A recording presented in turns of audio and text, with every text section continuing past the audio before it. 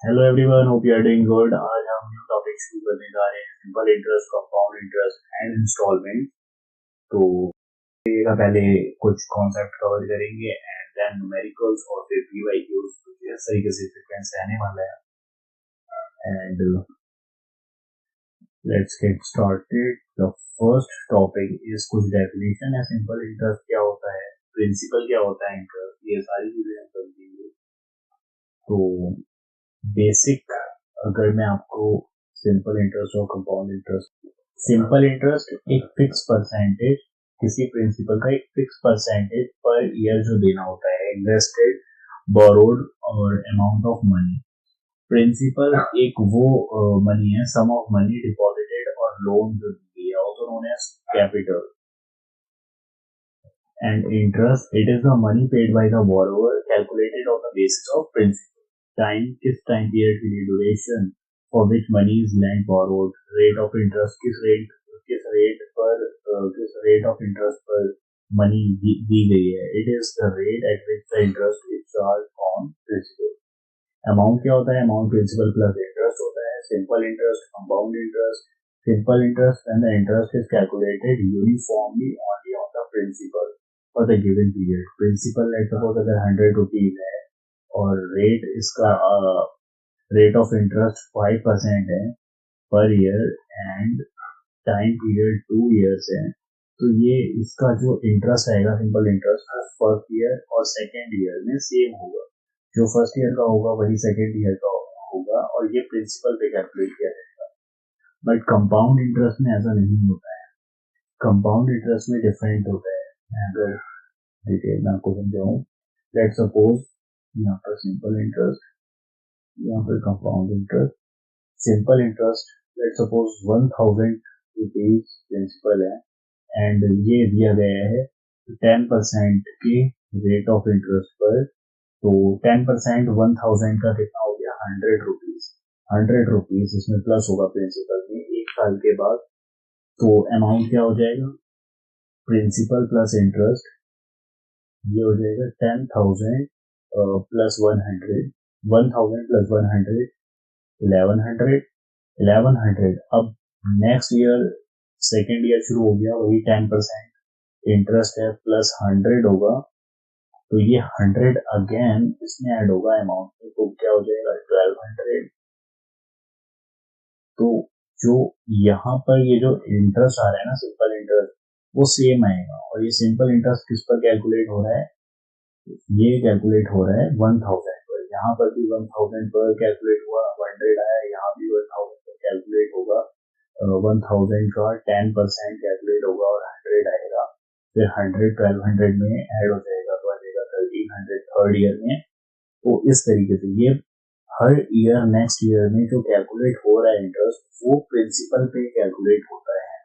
लेकिन compound interest में क्या होता है, ये सेम अगर प्रिंसिपल 1000 है एंड यहाँ पर 10% रेट ऑफ इंटरेस्ट पर दे रहे हैं, तो 1000 का 10% फर्स्ट ईयर में तो 100, तो प्रिंसिपल प्लस इंटरेस्ट करेंगे क्या आएगा 1100।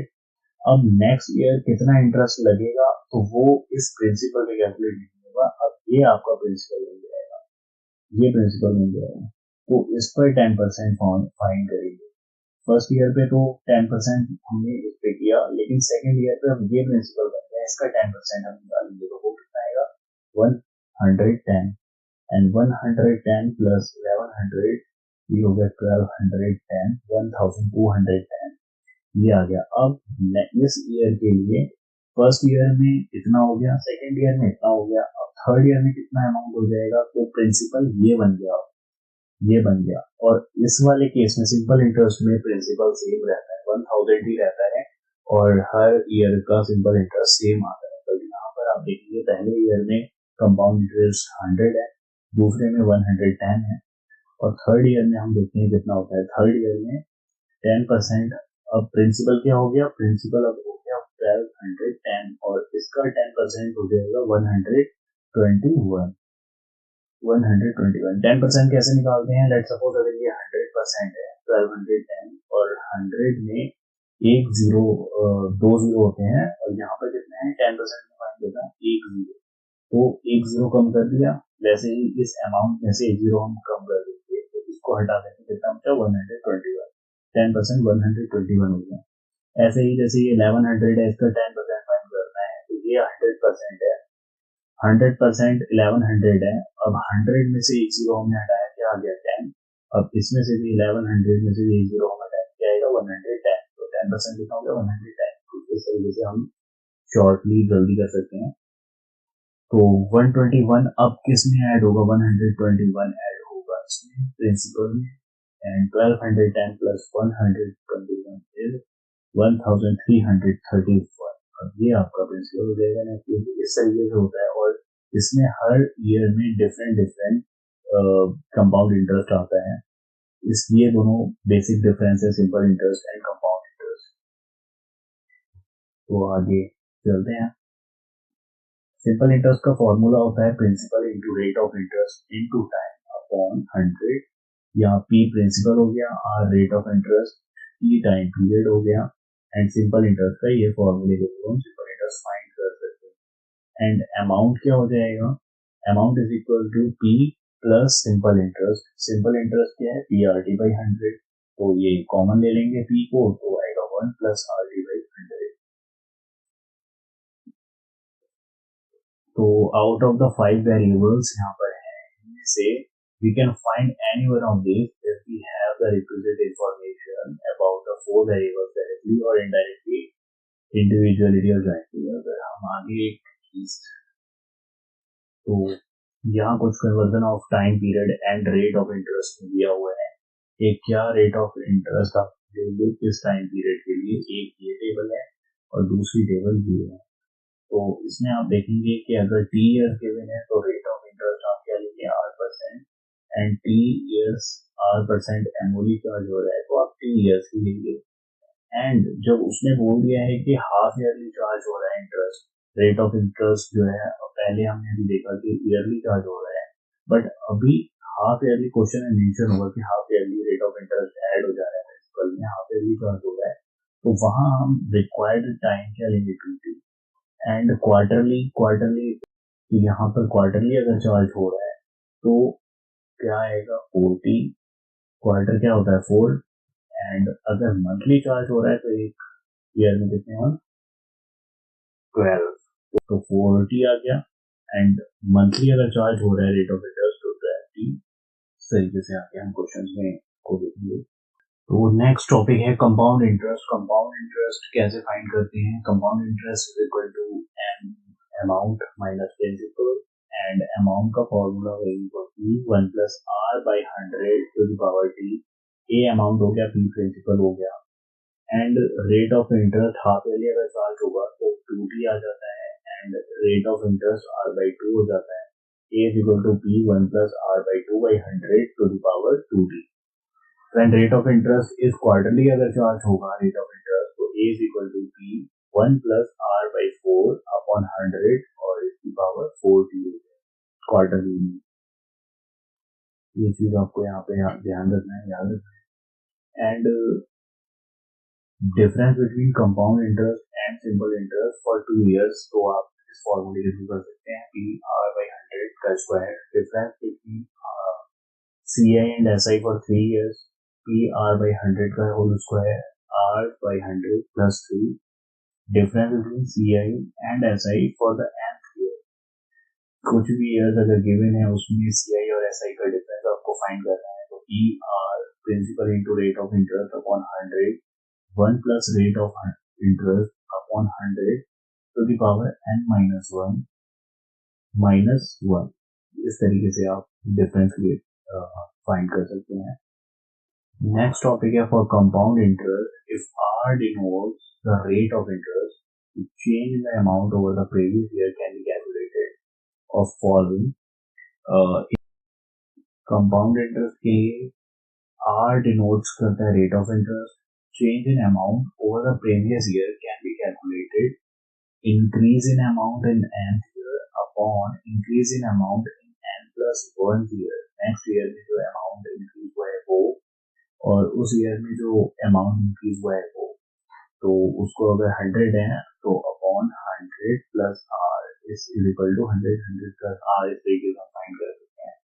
And similarly, decrease in amount in ampere upon decrease in amount in n plus 1 year is equal to 100 upon 100 minus r. r क्या हो गया यहाँ पे? Rate of interest. एक है डेप्रिसिएशन. डेप्रिसिएशन क्या होता है? It is known that the price of some articles depreciate. कुछ भी आपने आज बाय किया तो उसका रेट, उसका प्राइस डेप्रिशिएट होता है, कम होता है टाइम पीरियड के साथ. तो when the value in terms of currency decreases, we say that the value of the article is depreciating. और कितना वो डेप्रिशिएट हुआ है अगर आपको ये फाइंड करना है, यहाँ VF जो है वो रिप्रेजेंट करता है final depreciated value of article, and ये R rate of interest. T यहाँ T जो है वो जिस price of article decreases over the time period T, जिस टाइम पीरियड के लिए प्राइस डिक्रीज हुआ है. VI उसका इनिशियल प्राइस हो गया. इस तरीके से आप फाइंड कर सकते हैं कि VF is equal to VI 1 minus R by 100 to the power T. Depreciate value आप फाइंड कर सकते हैं.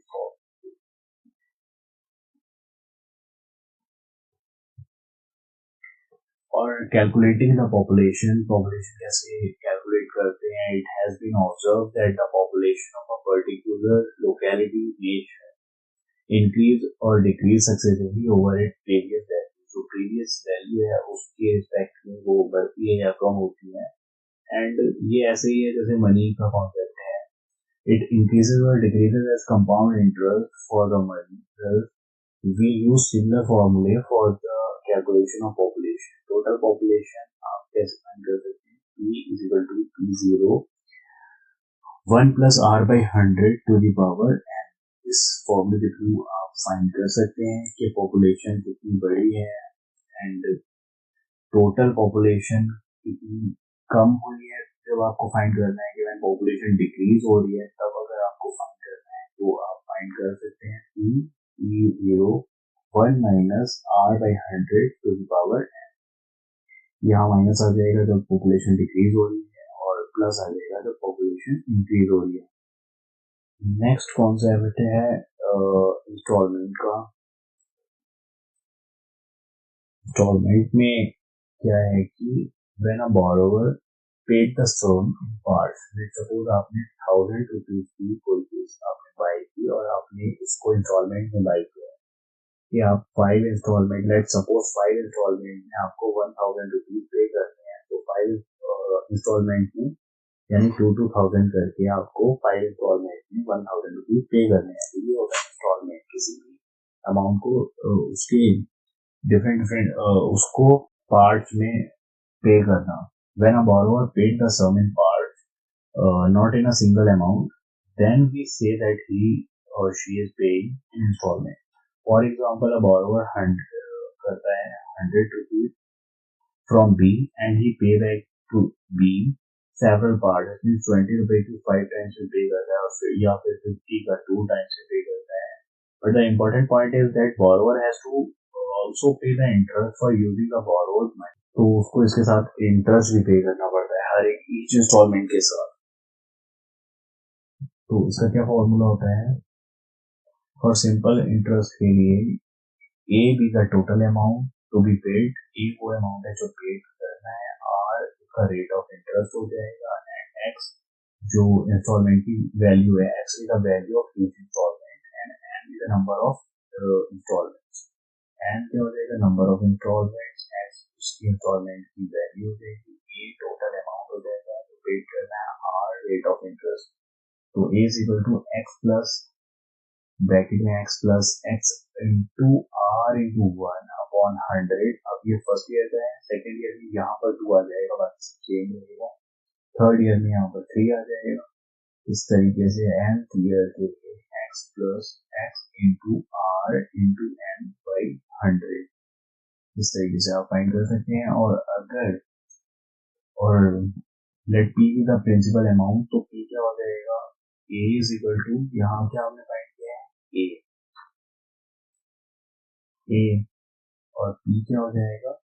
P the principal amount. A is equal to P plus P N R by 100. तो इस प्रकार आपका p एक ही जगह हम ये रख देंगे p plus 2 N R by 100 और इस फॉर्मूले को हम कर सकते हैं। और एक और चीज है इसमें आगे, ये हो गया सिंपल इंटरेस्ट के लिए। और अगर हमारा कंपाउंड इंटरेस्ट है तो हम कैसे करते हैं, let p be the principal amount, r rate of interest, x जो ईच इंस्टॉलमेंट की वैल्यू होगी और n be the number of instalments. तो p is equal to x upon 1 plus r by 100 to the power 1 पहले ही।